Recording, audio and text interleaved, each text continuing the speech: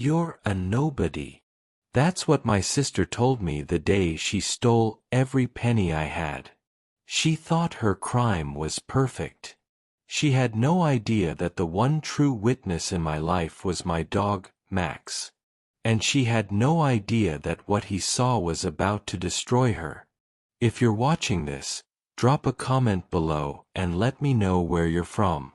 And if you've ever felt betrayed by someone you trusted, please like and subscribe. You won't want to miss what happens next. My name is Mark, and I'm a small business owner in Los Angeles. I've always been a hard worker. I started my business from scratch, and through years of struggle and sleepless nights, I finally started to see success. But my most valuable possession wasn't my business. It was my dog, Max. I found Max on the street when he was just a small puppy, hurt and scared. I took him home, and he quickly became my best friend. Max wasn't just a dog, he was my confidant. I would talk to him about everything, and he would just look at me with his big, brown eyes, as if he understood every word. He was my family. I also have a younger sister, Chloe. She was always the kind of person who believed she deserved everything without putting in the work. She would often ask me about my business and how much money I was making. It always made me feel like she had a hidden agenda. A few months ago, I closed a big deal that brought in a lot of money. I didn't want to put it in the bank right away, so I hid the cash in a safe in my home office. Only Max and I knew about it. I would often sit on the floor and talk to Max about my plans, and he would just lie there, wagging his tail. One day, I had to go on a business trip for 2 days. I asked Chloe to watch the house and make sure Max was okay. She agreed, and I trusted her completely. I had no idea that my trust was about to be broken. When I came back, everything seemed fine. Chloe said everything was normal, but Max seemed a little sad. He didn't greet me with his usual excitement. He didn't go near the office. I just thought he was upset because I had been gone. But when I went to check the safe, my heart stopped. The safe was open, and the money was gone. All of it. I immediately went to Chloe, but she acted completely surprised. "What happened, Mark?" "I don't know anything about it," she said, with a fake look of concern. I called the police, but since there was no sign of a break-in, they couldn't do much. Chloe swore she knew nothing. I was completely devastated. My hard work was gone, and the person I trusted most had betrayed me. As I sat there, heartbroken, Chloe came up to me. She looked me in the eye and said, "You're a nobody, Mark. This is just a little money. What does it matter?" Her words hit me like a ton of bricks. The person I trusted had betrayed me, and now she was trying to humiliate me. I looked down at Max, who was resting his head on my lap. He looked at me as if to say, "Don't worry, I'm here." I knew in that moment that I wasn't going to let this go. I was going to find out the truth, and I was going to get my revenge. My sister's words cut deeper than any knife. "You're a nobody." She said it with a smirk, believing that she had not only gotten away with the perfect crime but had also proven to me that I was nothing. I sat there in my office, staring at the empty safe, and a cold, quiet anger began to replace my sadness. She had taken my money, but she didn't know that my revenge was already in the room with me. The days that followed were a blur. The police had come and gone, their faces blank. They told me there was no sign of forced entry and that without a witness or evidence, They couldn't do anything. My sister was right. Her crime was perfect. But every time I came into the office, my dog, Max, would do something strange. He would walk to the empty safe, sniff at it, and then look back at me. Then he would run to the desk, bark a few times, and return to the safe, as if he was trying to tell me something. I was so heartbroken and angry that at first, I just ignored him. After a few days, I started paying attention. Max would stand by the desk, sniffing at the leg, and then he would push his nose against the trash can. I pulled the trash can out, and there, at the very bottom, was a small receipt from a local hardware store. It was crumpled and almost hidden. I looked at the receipt, and my heart began to race. It was dated the day I left for my trip, and it was for a key duplicate. I knew my sister had a key to my house, but I also knew she didn't have a key to my safe. I had a special key for it, and it was always with me. This meant she had made a copy of the safe key while I was gone. Max had watched her do it. He was trying to tell me. He was trying to give me a clue. My sadness turned to pure focus. I went to the hardware store and spoke to the clerk. He didn't remember Chloe, but the receipt had a time and a date. It was the same day I had left. This was my proof. Max wasn't just a dog, he was a witness. He had seen everything. I knew what I had to do. I wasn't going to go to the police. I wanted my revenge to be personal. I wanted to expose Chloe in front of our entire family. I wanted to watch her perfect world fall apart just as she had watched mine. I called a family meeting. I told everyone I had an important announcement to make. My parents and Chloe arrived, and Chloe looked a little nervous. She probably thought I was going to ask for money or a loan. She didn't know what was coming.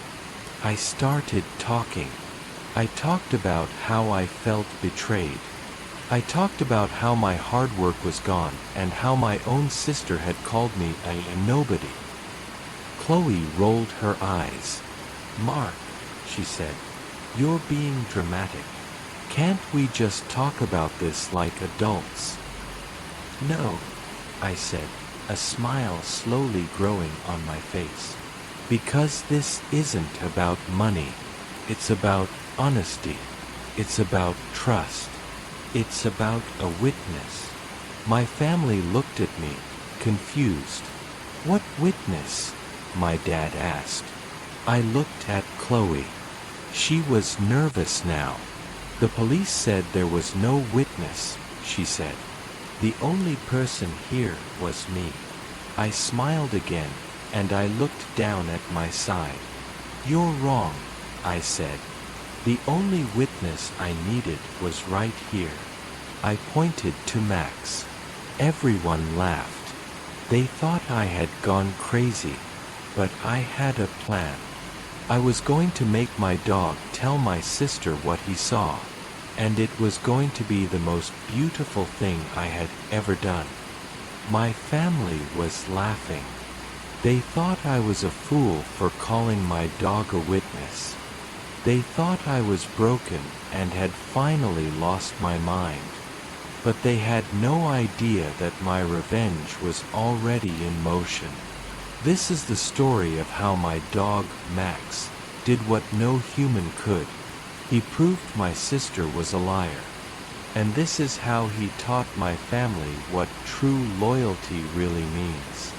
The room was silent, filled only with the sound of my family's laughter.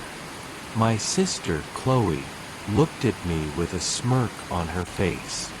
"A dog witness," she said.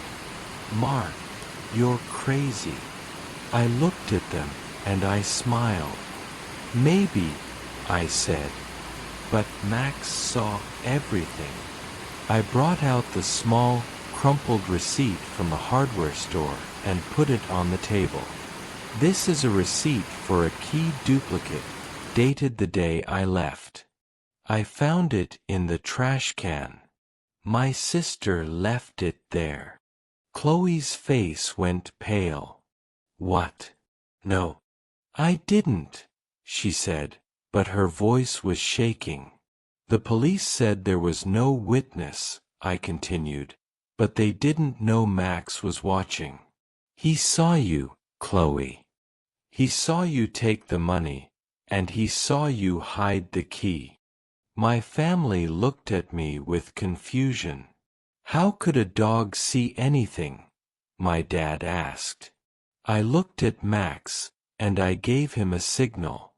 Max, who had been sitting quietly by my side, got up and walked over to the table. I put 2 identical keys on the table. One was mine, and the other was the duplicate my sister had made. Max, show them the key, I said.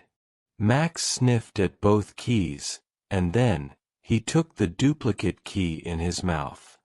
Everyone was in shock. But that wasn't all. I then took a small, folded bag and put it on the table. Max, I said, show us where the money is. Max sniffed the bag, and then he ran to my sister Chloe. He barked at her and began to scratch her hand. He didn't stop until Chloe started crying. My mom yelled at me, "Mark, what is wrong with you?" I looked at her calmly. He saw her. He saw everything. The police didn't have a witness, but Max did. I pointed to Max. He is my witness. Chloe's smugness was gone. Her face was a mess of tears and snot. She looked at our parents, then back at me. "It was just a joke," she cried. "It wasn't supposed to be like this." The confrontation and the payoff. In that moment, I knew I had won. But my revenge wasn't just about the money. It was about the truth. My dad, with tears in his eyes, said, "Chloe, is this true?" Chloe looked at him and nodded her head. She then looked at me and said, "Mark, please forgive me." I looked at my sister, and I didn't feel angry. I just felt sad. I had won, but I had lost my sister.